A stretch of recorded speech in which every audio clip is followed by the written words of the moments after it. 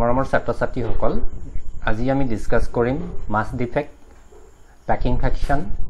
Binding energy পাৰ nucleon ইয়াৰ ভিতৰতে তোমালোকৰ সকলোবিলাক টপিকে ইম্পৰ্টেন্ট তাৰ ভিতৰত ইম্পৰ্টেন্ট আছে মাছ ডিফেক্ট আৰু বাইন্ডিং এনাৰ্জি পাৰ নিউক্লিয়ন সো আমি আজি ইয়াৰ ম্যাথমেটিক্যাল ফৰ্মুলেশন বিলাক পঢ়িম ইয়াৰ ডেফিনিশন বিলাক পঢ়িম সো আমি চাওঁ আহা mass defect packing fraction binding energy per nucleon ebilak ki hoy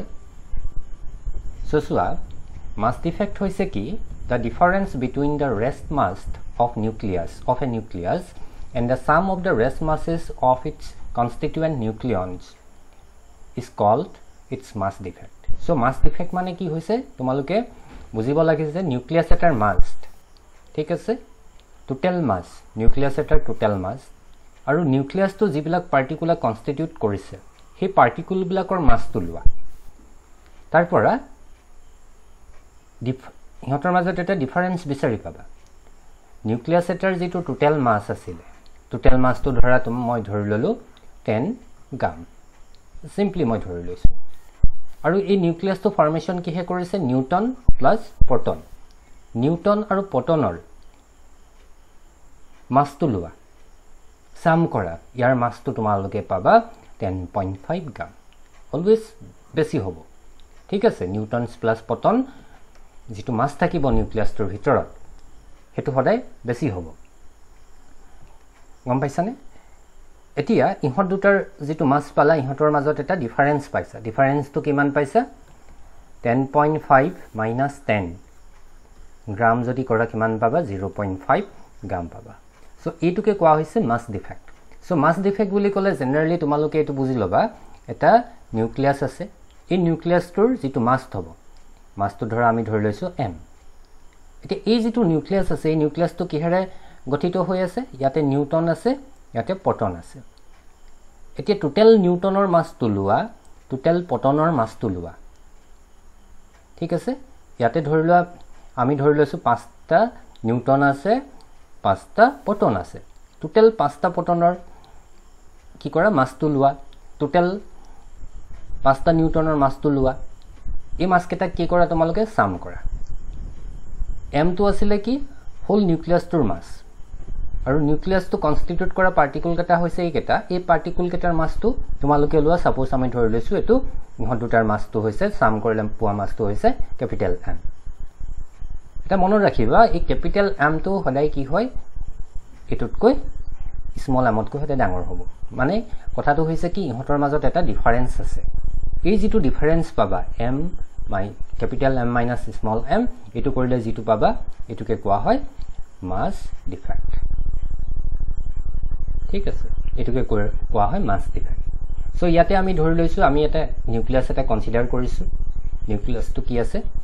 x element এটা আছে ইয়াৰ এটমিক মাস হৈছে a এটমিক নাম্বাৰ হৈছে z means z টা প্ৰটন আছে তেনেহলে নিউটন কেটা থাকিব a - z টা নিউটন থাকিব therefore mass defect টো কিমান হ'ব mass defect টো আমি ৰিপ্ৰেজেন্ট কৰিছো delta m total number of প্ৰটনৰ মাস টো লোৱা টোটাল নাম্বাৰ অফ নিউটনৰ মাস টো লোৱা আৰু নিউক্লিয়াছটোৰ মাস টো মাইনাস কৰি দিয়া তেতিয়া কিমান পাবা ৰেষ্ট যেটো মাস ডিফেক্ট টো পাবা so mass defect to তোমালোকে কি বুজি পাইছা বাৰু mass defect to তোমালোকক কৈছে যে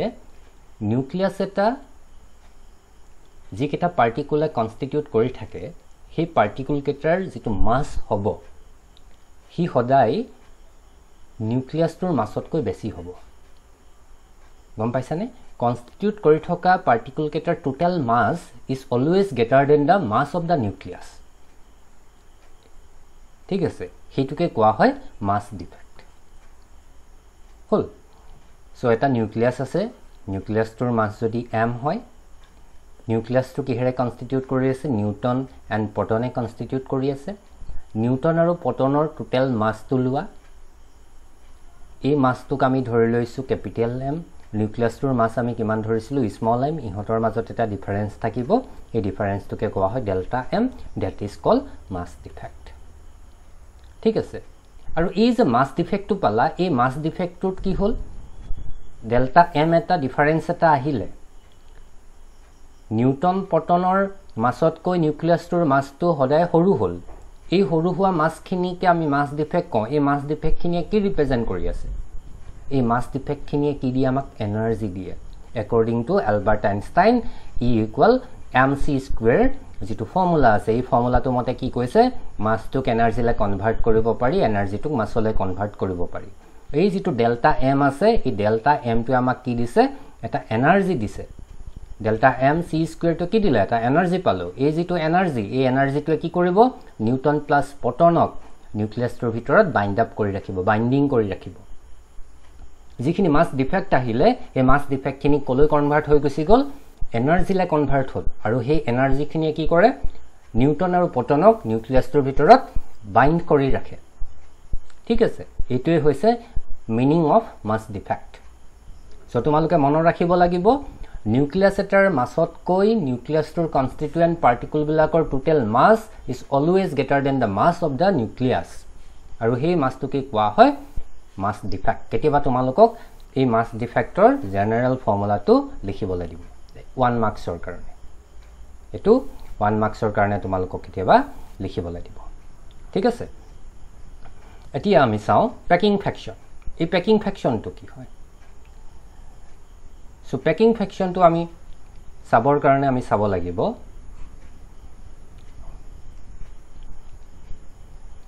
এই যেটো প্যাকিং ফ্ৰেকচন পালো এই প্যাকিং ফ্ৰেকচনটো কি ৰিপ্ৰেজেন্ট কৰিছে এই যেটো প্যাকিং ফ্ৰেকচন পাইছো এই প্যাকিং ফ্ৰেকচনটো ৰিপ্ৰেজেন্ট কি কৰে the packing fraction of a nucleus is the ratio between the mass defect per nucleon যেটো mass defect পালা হে mass defect টোক mass number এ ডিভাইড কৰি দিলে যেটো নাম্বাৰ পাবা হেতুকে কোৱা হয় packing fraction so packing fraction আনে কোন হয় আমি যেটো mass defect m পাইছিলো আৰু যেটো নিউক্লিয়াছ লৈছিলো তাৰ mass number টো a এটুকে কোৱা হয় packing fraction so mass defect divided by mass number gives you packing fraction আৰু এই যেটো packing fractionৰ ওপৰতে ডিপেন্ড কৰি নিউক্লিয়াছটো ষ্টেবল হ'ব নে আনষ্টেবল হ'ব এটো আমি ডিসাইড কৰিব পাৰো যদি হে packing fractionটো পজিটিভ হয় তেতিয়া নিউক্লিয়াছটো আনষ্টেবল হ'ব আৰু যদি হে packing fractionটো নেগেটিভ হয় তেতিয়া নিউক্লিয়াছটো ষ্টেবল হ'ব আৰু আনষ্টেবল নিউক্লিয়াছ আমি কোনটা ৰিজনত পাও বুলি কৈছে কোনকেটা মাস নাম্বাৰ কাৰণে পাও below 30 কৈ below mass number থকা nucleus বিলাক element বিলাক mass number যাৰ 30 কৈ কম হয় হেবিলাক chemical element কি হ'ব unstable হ'ব above 170 mass number কৈ যিবিলাক element বেছি হেবিলাক unstable হ'ব stable কোনকেটা হ'ব 30 পৰা 170 এই মাস ৰেঞ্জ টোৰ ভিতৰত যিবিলাক কেমিক্যাল এলিমেন্ট থাকিব সেই এলিমেন্ট বিলাকে কি হ'ব ষ্টেবল হ'ব ঠিক আছে সো তোমালোকক প্যাকিং ফ্ৰেকচন কি বুলি হদিলে তোমালোকে ক'ব লাগিব যে mass defect divided by mass number is equal to the packing fraction if packing fraction positive then unstable nuclei যিবিলাক নিউক্লিয়াই পাম হেবিলাক হ'ব আনষ্টেবল যদি হে নেগেটিভ হয় তেতিয়া হলে ষ্টেবল হ'ব ঠিক আছে এইকেটা মনত ৰাখিব লাগিব সো নেক্সট চাও আমি বাইন্ডিং এনাৰ্জি এই বাইন্ডিং এনাৰ্জিটো কি সো আমি অলৰেডি কৈ আহিছো যে নিউক্লিয়াছৰ ভিতৰত নিউটনছ আৰু পটনছ থাকে আৰু হিহতক নিউক্লিয়াৰ ফোৰ্সে ষ্ট্ৰং নিউক্লিয়াৰ ফোৰ্সে কি কৰি ৰাখে বাইন্ডিং কৰি ৰাখে সো নিউক্লিয়াছৰ ভিতৰত থকা যিবিলাক নিউটন পটন আছে ইহতক নিউক্লিয়াৰ ফোৰ্সে বাইন্ড কৰি ৰাখে তাৰ মানে কি this means that to break up the nucleus into its constituent particles energy is required year meaning টো হৈছে কি নিউক্লিয়াছৰ ভিতৰত থকা নিউটন পটন বিলাকক সেপাৰেট কৰিবৰ কাৰণে আমি কি দিব লাগিব এটা এক্সটাৰ্নাল এনাৰ্জি দিব লাগিব গম পাইছা এক্সটাৰ্নাল এটা আমাক এনাৰ্জি ৰিকোয়াৰ্ড হ'ব and this required energy is called the binding energy so we can say that the amount of energy required to break up a nucleus into its constituent particles and to separate them to a large distance is called the binding energy of a nucleus so tomaloke simply kobo para the energy required to break a nucleus is known as the binding energy of that nucleus. So binding energy to kenege pam? So binding energy EB equal mass defect into c square. So mass defect kenege pam? Total number of protons mass plus total number of Newton mass minus mass of the nucleus into c square. Itu del m mane ekhini nohoy jano c square to c square. Etu amak ki dibo binding energy. ঠিক আছে so binding energy to ki nucleus eta break up koribor karone to break down a nucleus into its constituent particle is known as the binding energy. Aru ei jitu binding energy unit to ki hol likhisu soa mega electron volt. Very huge amount of energy lagibo. ঠিক আছে so amak mega electron voltor energy provision hobo to break a nucleus. ঠিক আছে এইখিনি হৈছে binding energy আৰু এটো পুৰা তোমালোকৰ কোৱেশ্চন হুদিব কেতিয়াবা এই ফৰ্মুলাটো লিখিবলৈ দিব 1-2 নম্বৰ কাৰণে কেতিয়াবা হুদিব পাৰে বাইন্ডিং এনাৰ্জি ইউনিটটো কি তেতিয়া লিখিব লাগিব মেগা ইলেক্ট্ৰন ভল্ট ঠিক আছে এটো এই ফৰ্মুলা বিলাক বহুত ইম্পৰ্টেন্ট হয় এইখিনি মনত ৰাখিব লাগিব কেতিয়াবা হয়তো ডেফিনিশন হুদিব পাৰে ঠিক আছে গতিকে তোমালোকে এইখিনি ভালকে পঢ়িবা সো আমি চাও এতিয়া এই যেটো বাইন্ডিং এনাৰ্জি পালো পাৰ নিউক্লিয়নত কিমানকে থাকিব পাৰ পটন আৰু বা পাৰ নিউটনত কিমানকে এনাৰ্জি তাত কনসিস্ট হৈ থাকিব প্ৰত্যেকটো পটনত কিমান এনাৰ্জি থাকিব প্ৰত্যেকটো নিউটনত কেটা কিমান এনাৰ্জি থাকিব হেতুকে কোৱা হয় বাইন্ডিং এনাৰ্জি পাৰ নিউক্লিয়ন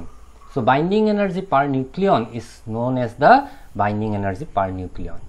ঠিক আছে its mathematical formulation is binding energy divided by mass number gives you the binding energy per nucleon.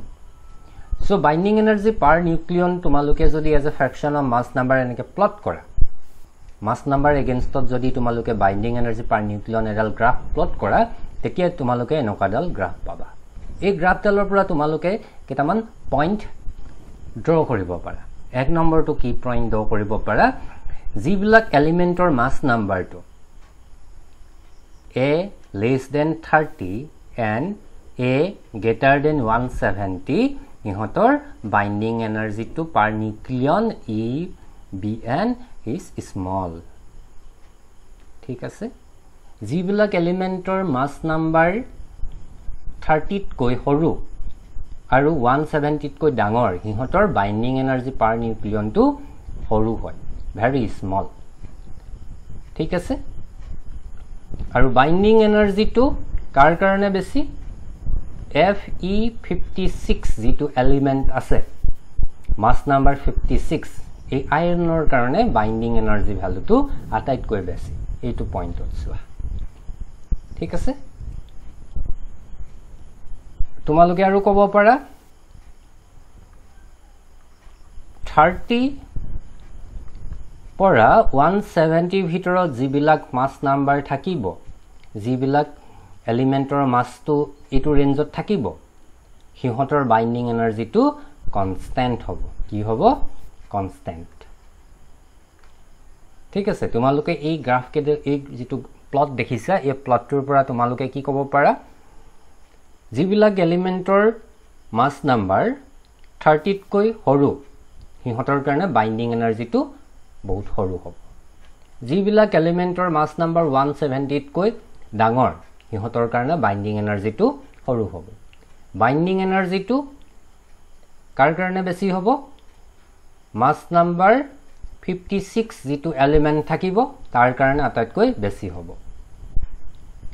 আৰু বাইন্ডিং এনাৰ্জিটো এটা ষ্টেবল কনস্ট্যান্ট ৰিজনত থাকিব কাৰ কাৰণে within the mass number 30 to 170 30 পৰা 170 ভিতৰত জিবিলাক এলিমেন্টৰ মাস থাকিব ইহতকে কি হ'ব বাইন্ডিং এনাৰ্জিটো পাৰ নিউক্লিয়ন কনস্ট্যান্ট হ'ব সো আজি শিকিবলগীয়া ইমানখিনি আশা ৰাখিছো তোমালোকে বুজি পাইছা আৰু যদি বুজি পোৱা নাই মোক কমেন্ট কৰি জনাবা আৰু যদি ভিডিও বিলাক ভাল লাগিছে তেনেহলে লাইক কৰিবা শেয়াৰ কৰিবা আৰু চেনেলটো সাবস্ক্ৰাইব কৰিবলৈ নাপাহৰিবা So thank you.